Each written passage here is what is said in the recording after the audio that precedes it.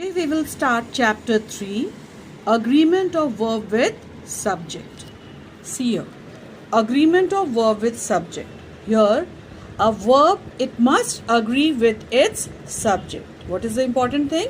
A verb must agree with its subject in two things, number and person. A verb, it must agree with what? With its subject in number and person. For example, Anil was present. Anil was present. Subject is Anil. Okay, Anil is what? Singular. It is a singular subject. Then here, verb is was. So as Anil is singular subject, so here the verb will also be singular. So here the verb is what? Was. Anil was present. Okay. Now see the next example. Example number 2. Students were present in class.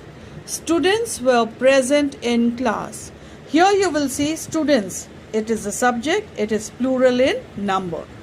So as the subject is plural, so the verb will also be plural. That is why the verb is were. Students were present in class. Now see, a singular subject, it requires what? A singular verb. And a plural subject, it requires a plural verb. Okay?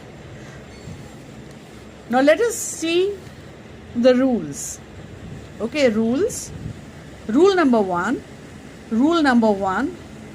Two or more singular subjects. Okay, two or more singular subjects,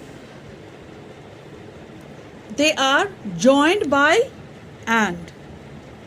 Two or more singular subjects joined by and take a plural verb. So what is important? Two or more singular subjects, they are joined by and it takes a plural verb. Example, Harry. Harry and his brother are identical twins. So here two or more singular subject. Harry, it is one subject. Here you can see Harry is one subject and his brother is another subject. So we are having two singular subjects and they are joined by what? They are joined by and. So when two or more singular subjects joined by and, then they take what verb? A plural verb. So this verb are is what? Plural. It is plural. Got it? When two or more singular subjects, they are joined by and, they take a plural verb after it. Here Harry is one subject, his brother is another subject and they are joined by what? And. So they are followed by which verb? A plural verb. Now you will find that there are two exceptions. There are two exceptions in this rule. There are two exceptions in this rule. The first one is when two singular subjects refer to the same person or thing.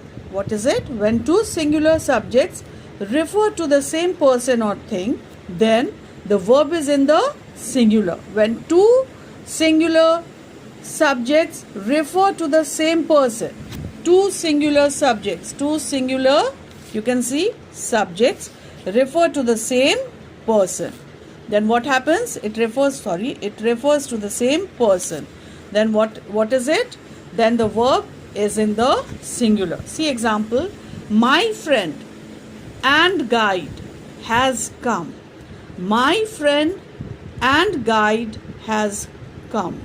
Okay, see here, two singular subjects, my friend and guide. So here my friend and this guide, they are joined by what? According to the first rule, they are joined by and. Okay, when two singular subjects, they are joined by and they refer to the same person, my friend and guide. That means it is referring to whom? To the same person. So whenever it refers to the same person, the verb which follows it is what? Singular. Has is what? Singular. My friend and guide has come. Has is singular. Got it? Now see the next example. The poet and statesman. The poet and statesman is dead. The poet, statesman, okay, refers to the same person. So when it refers to the same person, the verb which follows it is what? Singular. Now come to the next example. Example number 3. The poet and the statesman are dead. The poet and the statesman are dead. So here you will see that the poet, okay, the poet and the statesman. Here the poet and the statesman, it is referring to whom? Two distinct person. Okay, the poet is different and the statesman, it is different. So here two people are there. Okay, two people are there. So here what will it be? The verb which will follow it will be plural. Why? Because here there are two distinct persons, two separate persons are mentioned here. So it will be what? Plural. The verb will be plural here. Now see here, there is another important thing.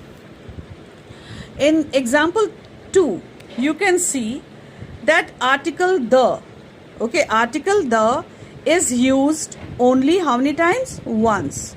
Article the is used only once. And only once, and the two nouns, which are the two nouns? Poet and statesman.